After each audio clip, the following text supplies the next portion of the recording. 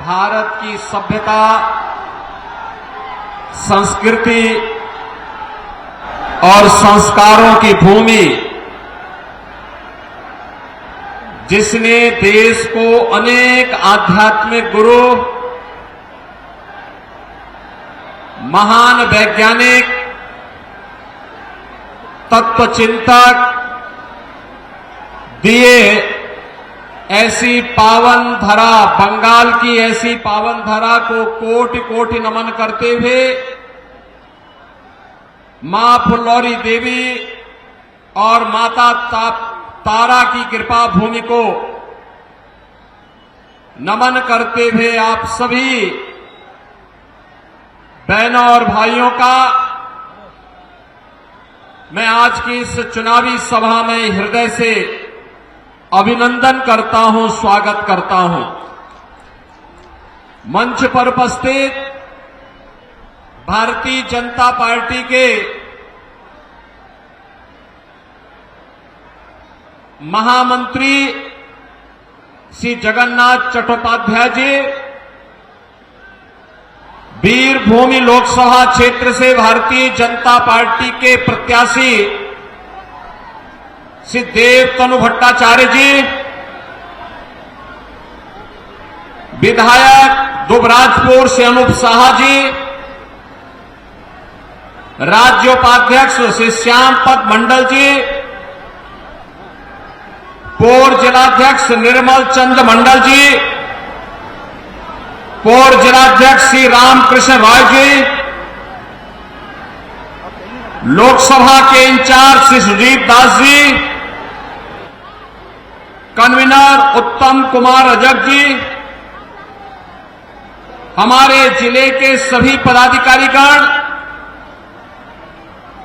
और भारी संख्या में उपस्थित वीरभूमि से जुड़े हुए मेरे सभी उपस्थित बहन और भाइयों, भारत की इस पावन धरा को, जिस भूमि ने देश के अनेक आध्यात्मिक गुरुओं को जन्म दिया है, तत्वचिंतक और वैज्ञानिकों को जन्म दिया है, महान साहित्यकारों और क्रांतिकारियों की जन्मभूमि को कोटि कोटि नमन करते हुए आप सभी का मैं हृदय से अभिनंदन करता हूं, स्वागत करता हूं। बहनों और भाइयों, आज जब हम बंगाल में आते हैं तो मुझे देख करके अफसोस होता है। जिन महान क्रांतिकारियों ने भारत की आजादी के लिए बंगाल से संघनाद किया था, उनकी आत्मा दुखित होती होगी कि जिस सोनार बांग्ला की कल्पना की थी, कांग्रेस, कम्युनिस्ट और तृणमूल कांग्रेस ने उस बंगाल को कैसे लहूलुहान कर दिया है। मुझे आश्चर्य होता है, जो बंगाल भारत की संस्कृति, भारत की सभ्यता और भारत के संस्कार की भूमि थी, आज जो बंगाल लहूलुहान है, जो बंगाल, बहनों और भाइयों, जिस बंगाल ने महान आध्यात्मिक गुरुओं को और क्रांतिकारियों को जन्म दिया है, आज उस बंगाल में सत्ता परस्त भ्रष्टाचारी और माफिया यहां की जनता के लहू को चूसने का कार्य कर रहे हैं। जिस बंगाल ने संस्कारों के माध्यम से एक नई नवजागरण का संघनाद किया था, दुर्गा पूजा का अनुष्ठान हो या फिर भारत को राष्ट्रगान और राष्ट्रगीत देने वाली भूमि, आज उस भूमि पर रामनवमी के अवसर पर दंगे हो जाएं और दंगा करने वाले सत्ता का संरक्षण प्राप्त कर ले। जिस धरती ने जगत जननी मां भगवती दुर्गा के अनुष्ठान का संदेश दिया हो, उस धरती में संदेश खाली की घटनाएं घटित होकर के अपराधियों को सत्ता के द्वारा राज्य की सत्ता के द्वारा खुलेआम बेशर्मी के साथ उन्हें प्रश्रय दिया जा रहा हो, यह देख करके मन दुखित होता है। और उन सभी महापुरुषों का, उन धर्मगुरुओं का, उन क्रांतिकारियों का हृदय भी दुखित होता होगा जिन्होंने सोनार बांग्ला की कल्पना की थी। बहनों और भाइयों, आज जब 2024 के इस लोकसभा चुनाव के चौथे चरण के लिए संगनाद करने के लिए मुझे वीरभूमि में आने का अवसर प्राप्त हुआ है, तब मैं पूछना चाहता हूं यहां की तृणमूल कांग्रेस को और इंडी गठबंधन के साथ दिल्ली में सहयोग करने वाले, कांग्रेस के सहयोग करने वाले कम्युनिस्ट और तृणमूल कांग्रेस से मैं पूछना चाहता हूं, भारत के विभाजन का आधार क्या था? और क्या यह सच नहीं कि जिन कारणों से 1947 में भारत का विभाजन हुआ था, वही परिस्थिति आज कांग्रेस, तृणमूल कांग्रेस और कांग्रेस का इंडी गठबंधन फिर से देश के अंदर पैदा करना चाहता है, बंगाल के अंदर पैदा करना चाहता है।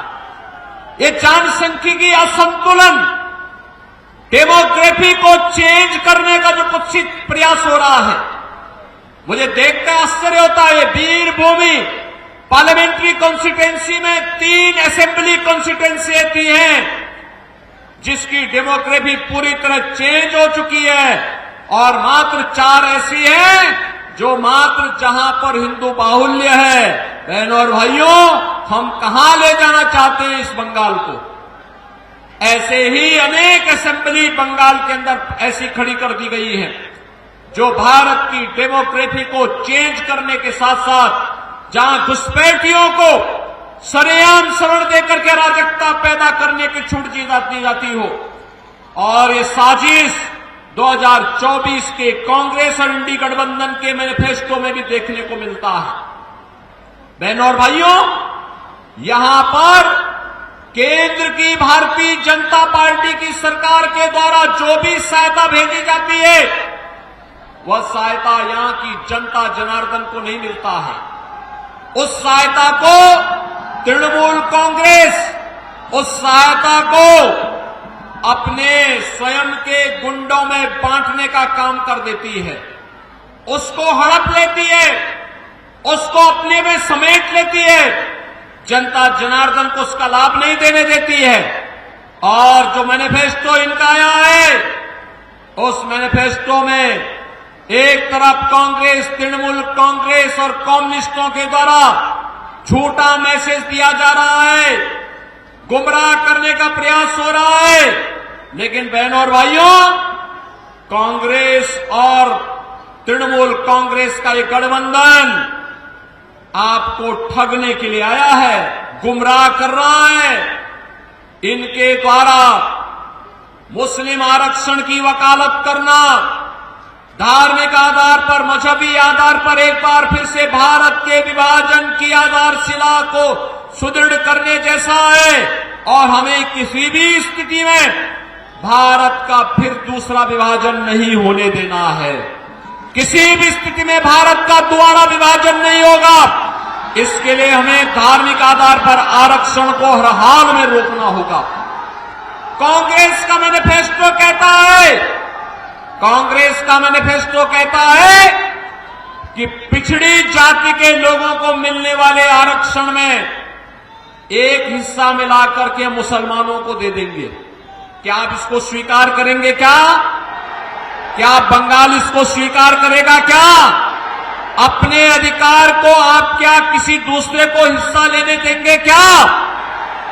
और ऐसे ही अनुसूचित जाति के अधिकारों में भी ये लोग डकैती डालने का काम करने जा रहे हैं। बहनों और भाइयों, जब कांग्रेस नेतृत्व की यूपीए सरकार थी, ये तृणमूल कांग्रेस उसको सपोर्ट कर रही थी, कम्युनिस्टों ने भी उसे कुछ दिनों तक सपोर्ट किया था। बहनों और भाइयों, तब आपको याद होगा, तब कांग्रेस नेतृत्व की सरकार ने, जो आज इंडी गठबंधन के रूप में है, तब इस सरकार ने जस्टिस रंगनाथ मिश्रा कमेटी गठित की थी और रंगनाथ मिश्रा कमेटी के आधार पर उसने प्रयास किया था उस समय कि पिछड़ी जाति को मिलने वाले 27% आरक्षण में से 6% आरक्षण को कम करते हुए उस आरक्षण का लाभ मुसलमानों को दे दिया जाए। भारतीय जनता पार्टी ने विरोध किया था। उन्होंने कहा धार्मिक आधार पर आरक्षण ये बाबा साहब भीमराव अंबेडकर और भारत के संविधान निर्माताओं का अपमान होगा। उस समय विरोध किया था और तभी रुक पाया था। फिर सच्चर कमेटी की सच्चर कमेटी का गठन करके कांग्रेस ने प्रयास किया था कि अनुसूचित जाति की मिलने वाले आरक्षण के लाभ में भी मुसलमानों को हिस्सेदारी दी जाए। तब भी भारतीय जनता पार्टी ने विरोध किया था और जो लोग अनुसूचित जाति, जनजाति और पिछड़ी जाति के लोगों के अधिकारों पर डकैती डालने का प्रयास कर चुके हैं और आज फिर उनका मैनिफेस्टो इस बात का उल्लेख करता है, वे आज जनता को गुमराह करके ये फिर से सत्ता हासिल कर लेना चाहते हैं। बहनों और भाइयों, मैं आप सबका आह्वान करने के लिए आया हूं। आपने देखा होगा रामनवमी का आयोजन, भगवान राम का जन्म हुआ था उत्तर प्रदेश के अयोध्या में और उत्तर प्रदेश में इस अवसर पर हजारों शोभा यात्राएं निकलती हैं। एक भी जगह दंगा नहीं हुआ। मुझे उत्तर प्रदेश में मुख्यमंत्री के रूप में सेवा करते हुए 7 वर्ष हो गए हैं। एक भी बार दंगा नहीं हुआ। उत्तर प्रदेश में एक भी बार दंगा नहीं हुआ। एक भी बार कर्फ्यू नहीं लगा। एक भी बार कहीं भी कोई न कर्फ्यू है न दंगा है। यूपी में सब चंगा है। यूपी में कुछ भी नहीं है। लेकिन बहनों और भाइयों, यहां रामनवमी के अवसर पर दंगे हुए, यहां बम चले हैं, दंगे हुए हैं, शोभा यात्राओं में तोड़फोड़ हुई है और कोई जय श्री राम बोलता है तो उसको यहां की सरकार गिरफ्तार करके बंद कर देती है। मुझे आश्चर्य होता है। अरे 15वीं सदी में इसी धरती में एक महापुरुष पैदा हुए थे, एक संत कवि पैदा हुए थे, श्री कृतिवास ओझा ने बांग्ला रामायण रची थी और बांग्ला रामायण ने इतनी धूम मचाई थी कि घर घर राम की उपासना होनी शुरू हो गई थी। बहनों और भाइयों, अगर बंगाल में राम की उपासना होती है तो बंगाल से चली दुर्गा उपासना का कार्यक्रम उत्तर प्रदेश के अंदर हजारों स्थानों पर होता है, पूरी भव्यता के साथ होता है, कोई रोक टोक नहीं। बड़े बड़े पंडाल लगते हैं, जैसे पंडाल लगा है ऐसे पंडाल दुर्गा उपासना के भी उत्तर प्रदेश के अंदर लगते हैं। लेकिन कहीं कोई दंगा नहीं हो सकता, कहीं कोई कर्फ्यू नहीं लग सकता। और मालूम है कि अगर जैसे रामनवमी के अवसर पर बंगाल के अंदर दंगा करने का प्रयास हुआ था, दंगा हुआ था, शोभा यात्राओं में तोड़फोड़ हुई थी। बहनों और भाइयों, अगर ये दुस्साहस किसी ने उत्तर प्रदेश में किया होता तो हम उसको उल्टा टांग करके उसकी पूरी संपत्ति को सरकारी कब्जे में ले लिए होते, उसकी पूरी संपत्ति को, और ऐसी कार्रवाई करते उसकी 7 पीढ़ियां भूल जाती दंगा करना। आज आप देखते होंगे उत्तर प्रदेश के अंदर, आज बहनों और भाइयों आप देखते होंगे बड़े बड़े माफिया जो कभी कभी पहले 2017 के पहले, बीजेपी के आने के पहले यूपी के अंदर जो पूरी सत्ता को अपने गिरफ्त में रखते थे, जिनके सामने सारी व्यवस्थाएं फेल थी, आज आप देखते होंगे कैसे उनके गले में तख्ती लटकती है और वो कहते हैं कि साहब एक बार जान बख्श दो, बस अब हम ठेली लगा करके परिवार का पेट भर देंगे, अब दंगा नहीं करेंगे, किसी गरीब को नहीं लूटेंगे, किसी बेटी और बहन की इज्जत के साथ खिलवाड़ नहीं करेंगे, किसी व्यापारी से रंगदारी वसूली नहीं करेंगे। और ठेके पट्टे में न गौ कसी का काम करेंगे और नहीं उनके द्वारा ये भी कहा जाता है कि गौ कसी भी नहीं करेंगे और कहीं बालू और रेता का भी कहीं जबरन ठेका भी नहीं लेंगे। बहनों और भाइयों, मैंने सुना है यहां पे भी कुछ माफिया बालू और रेते का ठेका जबरदस्ती हड़प करके यहां की जनता का शोषण कर रहे हैं। नदी के डेमोग्राफी को भी चेंज कर देना चाहते हैं। गौ कसी के धंधे को धड़ल्ले से चला करके यहां की आस्था के साथ खिलवाड़ करना चाहते हैं। बहनों और भाइयों, भारतीय जनता पार्टी आपको इस बात का आश्वासन देती है कि जितने बड़े माफिया हैं ना, इनकी पूरी संपत्ति को जब्त करके गरीबों में बंटाने का काम कोई कर सकता तो केवल भारतीय जनता पार्टी कर सकती है। आपने देखा होगा उत्तर प्रदेश में हमने जितने बड़े माफिया थे, सबसे बड़े जितने बड़े माफिया थे, वे माफिया या तो यूपी छोड़ चुके हैं या फिर उनको जहन्नुम में भेज दिया गया है। उनके लिए अब धरती में जगह नहीं है, वे लोग जा चुके हैं। हम लोगों ने, बीजेपी की सरकार ने उत्तर प्रदेश में केवल अयोध्या में ही रामलला का मंदिर नहीं बनाया है, बल्कि बड़े बड़े माफिया और अपराधियों का राम नाम सत्य है कि यात्रा में भी भेजने का काम कर दिया है। और इसीलिए मैं आपसे कहना चाहता हूं कि बहनों और भाइयों, देश के विभाजन की जो तैयारी कांग्रेस और इंडी गठबंधन के द्वारा अपने मैनिफेस्टो के माध्यम से की जा रही है, उन सभी से सावधान होने की आवश्यकता है। और मैं तो आपसे एक बात और कहना चाहूंगा, बहनों और भाइयों, जब आप पे कोई संकट आता है, आप पे जब कोई संकट आता है, तब क्या तृणमूल का कोई व्यक्ति आपके पास आता है क्या हालचाल पूछने के लिए? जब ये दंगे होते हैं, तृणमूल कांग्रेस का कोई व्यक्ति आपका हालचाल पूछने के लिए आता है क्या? कांग्रेस का कोई व्यक्ति आता है क्या? कोई नहीं आएगा। न कांग्रेस आएंगे, न राहुल गांधी आएंगे, न बहन जी आएगी और कोई नहीं आएगी। यहां की दीदी की ममता तो केवल यहां के उन माफियाओं के साथ में है जो बंगाल को रौंद रहे हैं, बंगाल की पहचान के सामने संकट पैदा कर रहे हैं। और इसीलिए मैं आपसे कहने के लिए आया हूं, बहनों और भाइयों, केवल भारतीय जनता पार्टी है और मोदी जी हैं जो सुख दुख में आपके साथ हमेशा खड़े होने वाले हैं, हर स्थिति में खड़े होने वाले हैं। आपने देखा होगा मोदी जी के नेतृत्व में भारत ने विकास की जिन नई प्रतिमान को स्थापित किया है, आज दुनिया के अंदर भारत का सम्मान बढ़ा है। भारत की सीमाएं सुरक्षित हुई हैं। कांग्रेस नेतृत्व की सरकार थी, पाकिस्तान परस्त आतंकवादी भारत की सीमा का अतिक्रमण करते हुए भारत में आते थे, जगह जगह बम विस्फोट करते थे।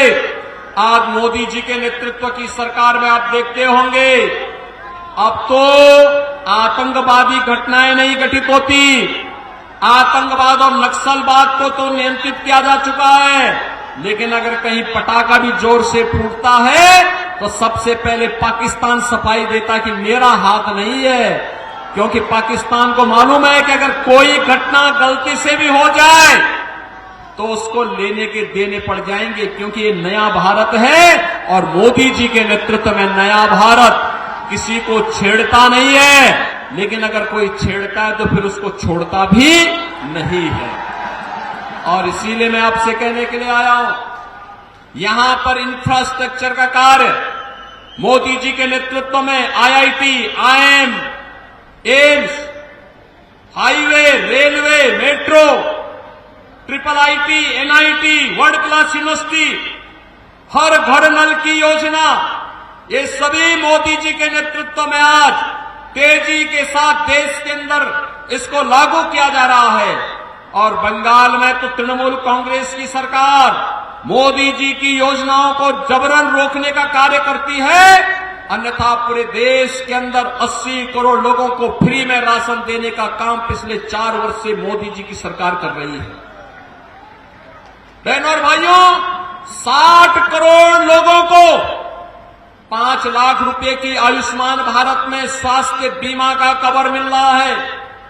50 करोड़ गरीब लोगों के जनधन अकाउंट खोल दिए गए। 12 करोड़ किसानों को प्रधानमंत्री किसान सम्मान निधि का लाभ मिला। 12 करोड़ गरीबों के घर में शौचालय बन गए। 10 करोड़ गरीबों को उज्ज्वला योजना का रसोई गैस का एलपीजी का कनेक्शन मिल गया और 4 करोड़ गरीबों को बहनों और भाइयों प्रधानमंत्री आवास योजना का लाभ मिल गया। मैंने उत्तर प्रदेश में अब तक लगभग 57 लाख गरीबों को एक एक मकान दे दिया है पीएम आवास योजना में। बहनों और भाइयों, बंगाल की सरकार नहीं लेना चाहती। बंगाल की सरकार उसी कार्य को करती है जिसमें इसको कमीशन मिलती हो और इसीलिए वह कार्य नहीं करेगी, करने नहीं देगी। इसके लिए आवश्यक है कि वीर भूमि को नाम के अनुरूप भारतीय जनता पार्टी को विजयी बना करके भेजिए। मोदी जी ने कहा है आत्मनिर्भर भारत और विकसित भारत की संकल्पना को साकार करेंगे। आत्मनिर्भर भारत का मतलब आत्मनिर्भर बंगाल भी होगा। आत्मनिर्भर बंगाल का मतलब हर किसान, हर नौजवान, हर महिला, हर तबके का व्यक्ति, हर व्यापारी यह भी आत्मनिर्भर होगा। और जब आत्मनिर्भर होगा तो तभी विकसित भारत की परिकल्पना को साकार भी करेगा। और विकसित भारत के लिए भारत दुनिया की एक बड़ी ताकत बने, हमारा देश दुनिया की एक ताकत बने, यह संदेश बंगाल से ही जाना चाहिए।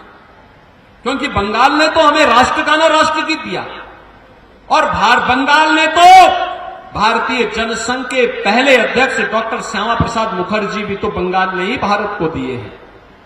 इसलिए मैं आप सबका आह्वान करने के लिए आया हूं कि बहनों और भाइयों, भारतीय जनता पार्टी ने वीरभूमि से देव तनु भट्टाचार्य को अपना प्रत्याशी बनाकर के आपके बीच उतारा है। देव तनु भट्टाचार्य, बहनों और भाइयों, मैं आप सबसे अपील करना चाहूंगा, अगर आप डेमोग्राफी को चेंज करने से रोकना चाहते हैं, अगर आप सुरक्षित बंगाल चाहते हैं, अगर आप सुरक्षित भारत चाहते हैं, समृद्ध बंगाल और समृद्ध भारत चाहते हैं, तो भारतीय जनता पार्टी आवश्यक है। और इसके लिए आप सबका मैं आह्वान करूंगा कि आप सभी लोग भारतीय जनता पार्टी के चुनाव चिन्ह कमल के चुनाव चिन्ह पर वोट देकर के श्री देव तनु भट्टाचार्य को भारी बहुमत से विजयी बना करके देश की संसद में भेजिए। आप सहमत हैं? देव तनु भट्टाचार्य को विजयी बना के भेजेंगे? सभी लोग सहमत हैं? सभी लोग सहमत हैं? 13 मई को यहां लोकसभा का इलेक्शन होना है और 13 मई को लोकसभा के इलेक्शन में देव तनु भट्टाचार्य को वीरभूमि जैसे लोकसभा क्षेत्र में बहनों और भाइयों डेमोक्रेसी चेंज से रोकने के लिए, सुरक्षा के लिए, गरीब कल्याणकारी योजनाओं के लिए उन्हें भारी बहुमत से विजयी बना के भेजना है।